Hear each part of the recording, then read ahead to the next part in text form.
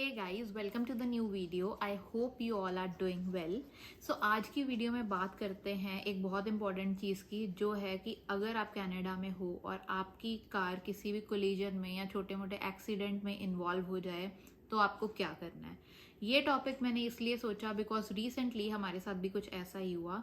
We were involved in a minor accident और हमारी car को क्या नुकसान पहुंचा वो मैं आपको वीडियो के एंड में दिखाऊंगी। बट पहले बात करते हैं कि एक्चुअल में हुआ क्या, और अगर आपके साथ कभी भी ऐसा हो तो आपको करना क्या है, क्या प्रोसेस फॉलो करना है। So let's start with the video. So हुआ ये कि शाम का टाइम था और हम जा रहे थे जिम, और जिम हमारे घर से काफ़ी पास है, अप्रॉक्सीमेटली 10 मिनट्स की ड्राइव पे ही है।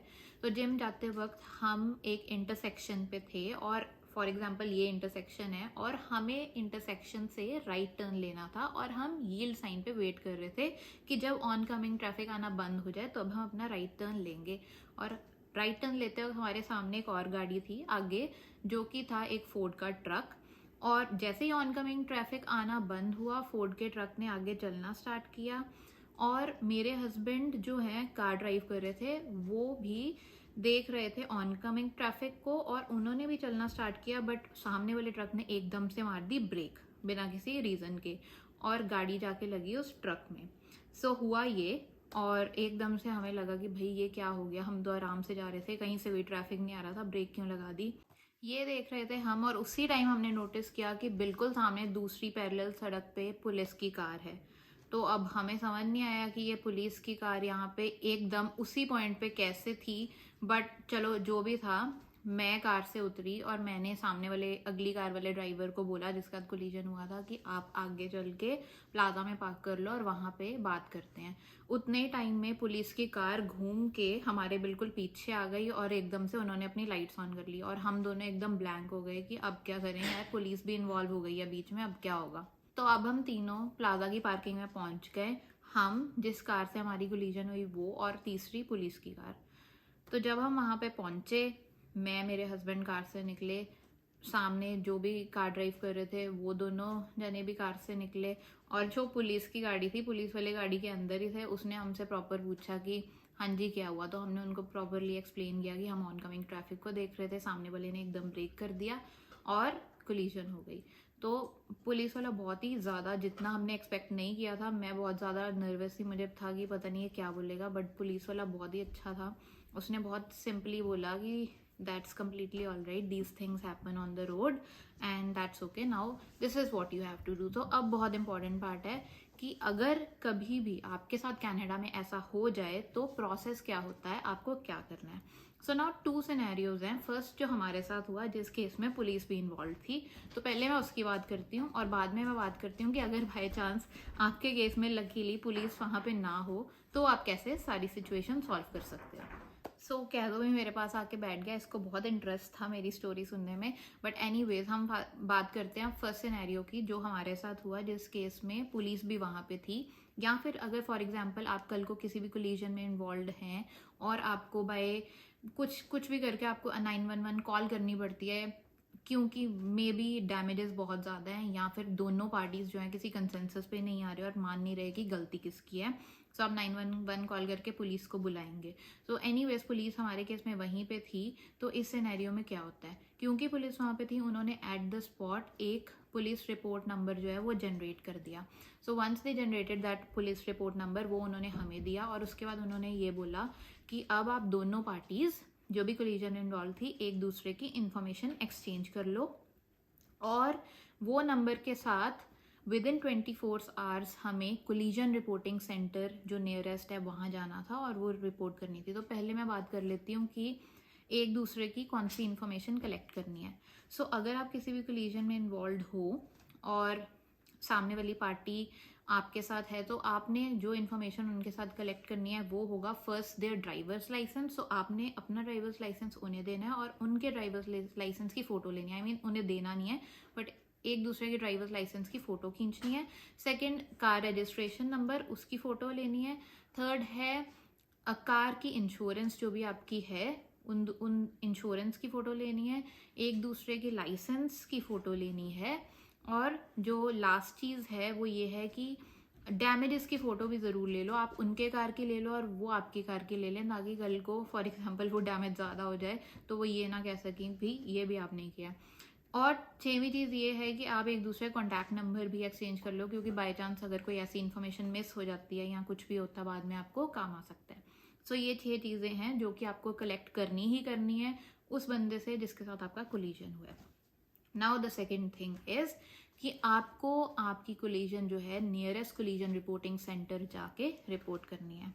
सो आपको क्या करना है, with in 24 hours collision reporting centre जाना है। तो मैं बताती हूँ कि हमारे साथ क्या हुआ।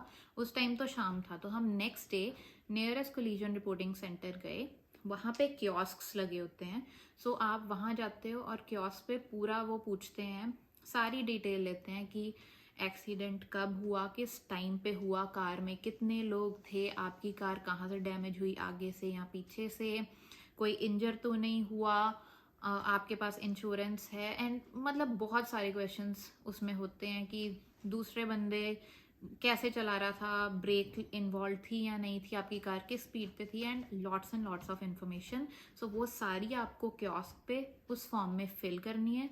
उसमें और इन्फॉर्मेशन भी है, जैसे कि आपका नाम, सामने वाली पार्टी का नाम, सो आपने जो कल ड्राइवर्स लाइसेंस की फ़ोटो ली उससे सारी इन्फॉर्मेशन, उनके ड्राइवर्स लाइसेंस नंबर, उनका नाम, सारा कुछ उस फॉर्म में फिल करोगे और एट द एंड जो है आप वो साइन करके फॉर्म सबमिट कर दोगे। उसके बाद एक और क्वेश्चन होता है उसमें कि आपने इंश्योरेंस को ये एक्सीडेंट रिपोर्ट करना है या नहीं। सो हमारे केस में हमने नहीं किया, बट आप कर भी सकते हो, बट हाँ वो that is completely optional, but वो आपसे पूछते हैं। जब वो सारा कुछ हो जाए तो वो फॉर्म आपको प्रिंट आउट करके दे देते हैं, और उसके बाद एक बंदा जो कोलिजन रिपोर्टिंग सेंटर में होता है वो बाहर आपके साथ आता है, और आपको वही कार लेके जानी है आपके साथ जिसके साथ कोलिजन हुआ था, क्योंकि उन्होंने एक स्पेसिफिक फोटोग्राफ खींचनी होती है डैमेज क्या हुआ है उसकी, और उसके बाद वो फोटोग्राफ जो है वो आपकी रिपोर्ट के साथ जो है अटैच करके एक रिपोर्ट बनाते हैं। बट एनीवेज वो आपको फॉर्म दे देते हैं, और उस फॉर्म के ऊपर एक रिपोर्ट नंबर होता है, जो कि इन केस आप कॉल करके अपनी इंश्योरेंस को रिपोर्ट करना चाहें तो वो नंबर आपको एज अ रेफरेंस देना पड़ता है अपनी इंश्योरेंस कंपनी को। सो ये थी सारी बात जो प्रोसेस एक्चुअल में होता है जब भी आप किसी कोलिजन में इन्वॉल्व हो। लेकिन सिनेरियो बी ये है कि आपका कोलिजन हुआ लेकिन उस टाइम पे पुलिस वहाँ पे नहीं थी, या फिर आपने पुलिस को फ़ोन करके पुलिस को इन्वॉल्व नहीं किया। सो इसमें केस में क्या होगा, पहली बात तो ये है कि ये इलीगल है, लीगल नहीं है। हमेशा कहते हैं कि जब भी आपका कोलिजन हो तो आपको कोलिजन रिपोर्ट सेंटर में कोलिजन जाके ज़रूर रिपोर्ट करना है, या फिर पुलिस रिपोर्ट करना है, जो भी है।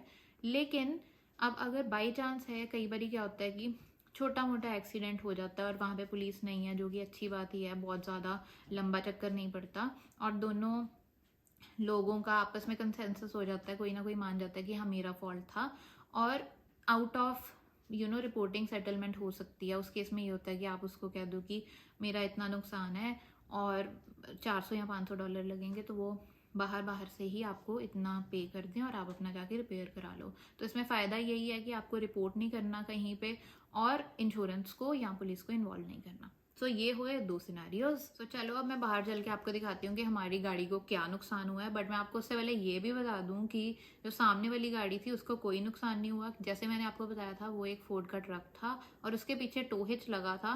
सो टो हिच से हमारी कार को जो नुकसान हुआ वो तो हुआ ही, जो मैं आपको दिखाती हूँ, बट उनकी कार एब्सोल्युटली फाइन थी, उसको कुछ नहीं हुआ। So let's go outside now.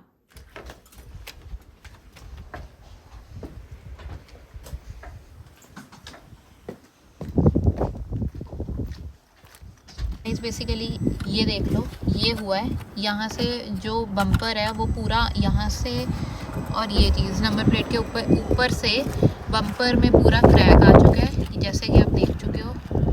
तो ये है बेसिकली जो हुआ है कार के साथ। चल के मैं आपको ये भी बता देती हूँ कि अगर आपको कनाडा में कभी भी कार में ऐसा कुछ हो जाए और आपको रिपेयर करवाना हो तो कितना खर्च आता है। So let's discuss that. अब तो आपने देख लिया है कि एक्चुअल में हुआ क्या है गाड़ी के साथ, और जो भी डैमेज है मैंने आपको दिखा दिया है। सो अब चक्कर ये है कि डैमेज देखने में लगता है कि यार कोई ज़्यादा कुछ नहीं हुआ, बट द थिंग इज़ कि वो डैमेज जो है रिपेयरेबल नहीं है। उसका एक ही सोल्यूशन है कि पूरा का पूरा बम्पर जो है वो रिप्लेस होगा। और हमने 2-3 एजेंसीज जो है वोक्सवैगन के बाहर, उनसे जाके पूछा कि इसका क्या कर सकते हैं और इसका क्या होगा। तो डेफिनेटली बम्पर तो चेंज होगा ही, बट उसके जो चार्जेस उन्होंने बताए हैं वो हैं 1000 कैनेडियन डॉलर्स। हाँ बिल्कुल सही सुना आपने, 1000 कैनेडियन डॉलर एक बम्पर रिप्लेस करने का। अब इस केस में जो उन्होंने हमें बताया करना क्या था उन्होंने, कि उन्होंने OEM से बम्पर लेना था और उस बम्पर को फिर इसी कलर का, जिस कलर का आ रहा है उस कलर का पेंट करना था और फिट करना था। तो इसमें ऑफकोर्स बम्पर की कॉस्ट, पेंट की कॉस्ट और लेबर कॉस्ट जो है सारी इन्वॉल्व है, और वो सब के साथ प्राइस जो हमें पड़ रहा, कॉस्ट जो हमें पड़ रही थी वो थी 1000 कैनेडियन डॉलर्स।